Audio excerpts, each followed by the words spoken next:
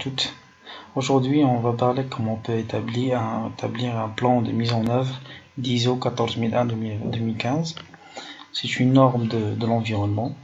Donc, ce fichier-là présente les tâches et les responsabilités associées pour établir un plan de mise en œuvre de la norme ISO 14001, version 2015. Comme vous voyez dans le fichier suivant, on a le numéro des tâches, on a les tâches associées. Par exemple, le numéro 1, la tâche pour établir un plan de mise en œuvre ISO 14001-2015, on a besoin premièrement de faire une réunion de démarrage ISO 14001 avec l'approbation de la direction générale et il faut parler sur le budget de cette mise en œuvre. La deuxième tâche, c'est effectuer une analyse SWOT, analyse PESTEL, pour identifier le contexte de l'organisation. Le SWOT et le PESTEL, comme vous connaissez bien, le SWOT, l'analyse SWOT, c'est une analyse pour déterminer les forces et les faiblesses et les opportunités et les menaces de la société. Et l'analyse PESTEL, c'est une analyse, c'est la même chose pour analyser l'état du lieu de notre société, de l'organisation. Bien sûr, qu'il est mentionné ici, c'est pour identifier le contexte de l'organisation. Troisième tâche, c'est développement de la portée du système de gestion, système de management environnemental. Et quatrièmement, définition des objectifs de la politique de système de management environnemental. Donc, il faut toujours il faut faire une définition générale ou bien précise des objectifs de la politique système de management environnemental. Il faut mise en œuvre des processus et des procédures de EMS, de système de management SME en français, mais en anglais EMS, c'est Environmental Management System. La sixième tâche, c'est Training of Workers and Appointment. La septième tâche, c'est audit interne du système de management. Il faut auditer ce système. Est-ce que nous avons fait les actions que nous avons prévues? 8, la tâche numéro 8, c'est l'examen de la gestion. La tâche numéro 9, c'est réaliser les audits de certification pour avoir une certification de la norme ISO 14001 version 2015. Pour la première tâche, on a toujours, attendez-moi, quadrillage. Pardon, en tête.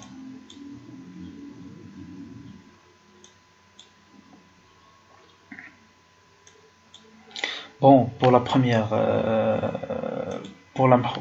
tâche, on a les responsabilités pour faire une réunion de démarrage de la norme avec l'approbation de la direction et du budget.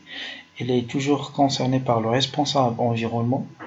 C'est un responsable environnement ou bien un responsable QHSE, qualité, hygiène, sécurité, environnement. Avec le PDG, c'est le directeur général et les cadres bien sûr. La date début il faut toujours mentionner les dates début, date fin. Ce sont des dates prévues. Il faut mentionner la date début de cette tâche et la date fin de cette tâche. Et la durée de cette tâche en total. Par exemple, la date début de faire la création, la réunion de démarrage, on a la date début c'est le 5 janvier 2022 et la date fin de cette réunion c'est le 7 janvier 2022. Alors la durée de cette réunion peut prendre 3 jours. Donc après bien sûr la réalisation de cette tâche, il faut mentionner les dates début réelles et les dates fin réelles.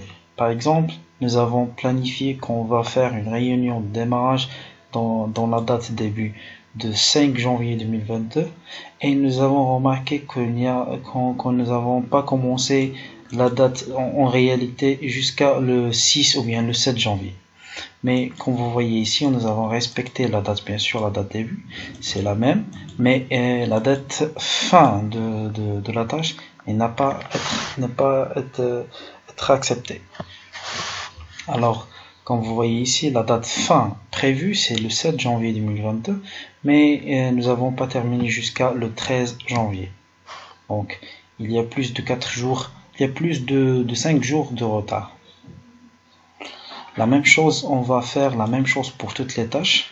Il faut mentionner toujours les tâches début et les tâches fin les dates début et les dates fin de chaque tâche. Après, on fait la sommation des durées pour avoir la durée globale en jours de mise en œuvre de la norme ISO 14001 version 2015. Et comme vous voyez, nous avons remarqué que nous sommes atteindre la valeur de 49 jours. Alors on passera maintenant à la partie chronologie. La partie chronologie se présente comme l'outil Gantt. C'est pour la gestion de projet. C'est un projet, donc un plan de mise en œuvre de l'ISO 14001 2015. C'est un projet, bien sûr, pour mettre en place mettre en place la norme ISO 14001. C'est un projet pour la société, pour avoir un certificat à la fin. Un certificat. Bon, comme vous voyez, il faut mentionner ici la date début de ce projet, c'est le 5 janvier 2022, et la date d'aujourd'hui. Il faut juste mentionner égal aujourd'hui, donc la fonction aujourd'hui, fermer la parenthèse, entrée.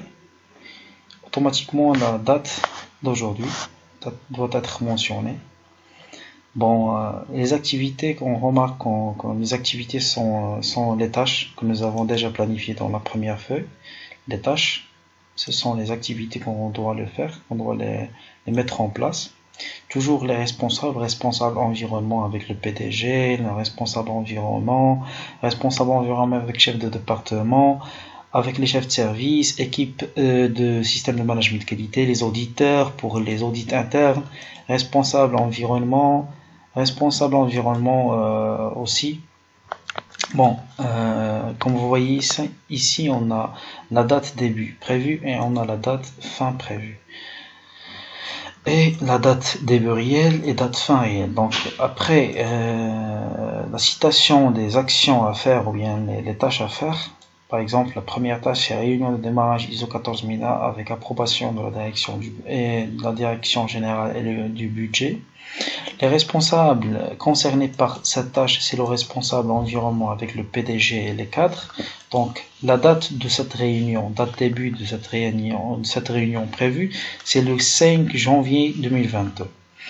Et la date début réelle, c'est la même. Donc il n'y a pas de changement. Donc la date que nous avons prévu de commencer la réunion, c'est la même. Après, nous avons prévu que la date fin de cette réunion, il va prendre 3 jours. Donc 5 plus 3, c'est 7. C'est de 3. Ah oui, 5 plus 2, c'est 3. Donc 3 jours si on commençons par le jour 5 janvier. Donc date fin prévue, c'est le 7 janvier. Donc date fin, donc c'est une clôture de la réunion de démarrage. Mais il n'a pas encore fait l'étude ou bien les analyses SWOT ou analyses SWOT et PESTEL. Donc on remarque que la date fin réelle c'est le 13. Donc comme vous voyez dans cette présentation ici Gantt, le projet commence le 5 janvier jusqu'à le 7 janvier. Donc ici on a le 5 janvier jusqu'à, comme vous voyez ici avec cette couleur, c'est les dates prévues ici et les dates réelles de réalisation. Donc la première tâche, il va prendre 3 jours, le 5 jusqu'à le 7. Donc 3 jours pour faire une réunion de démarrage. Mais la réalité, on remarque que la réunion de démarrage, elle prend une durée il commence la durée du 5 janvier 2022 jusqu'à le 13 janvier 2022. Donc c'est un retard de 4 jours. Mais n'oubliez pas que la fin de la première tâche, il commence une autre tâche. Donc, comme vous voyez ici, le 5 janvier, la date fin prévue, c'est le 7 janvier. Donc, pour commencer la deuxième tâche, on commence par la date, le jour suivant, ou bien le même jour. Par exemple, nous avons terminé la réunion de démarrage le 7 janvier. On commence la deuxième étape, ou bien la deuxième tâche, dans le même jour, ou bien le jour suivant. Donc, nous avons fini le 7 janvier, on va commencer le 7 janvier 2022 et on va mentionner la date fin prévue de la deuxième tâche. Et on remarque ici que dans tout ce qui est prévu, donc il était accepté, il était respecté. Par exemple, le 5 jusqu'à le 7, le 7 jusqu'à le 9 jusqu'à le 14, le 14 jusqu'à le 22, le 14 jusqu'à le 22, le 22 jusqu'à le 31, etc. Mais les dates réelles ne sont pas respectées.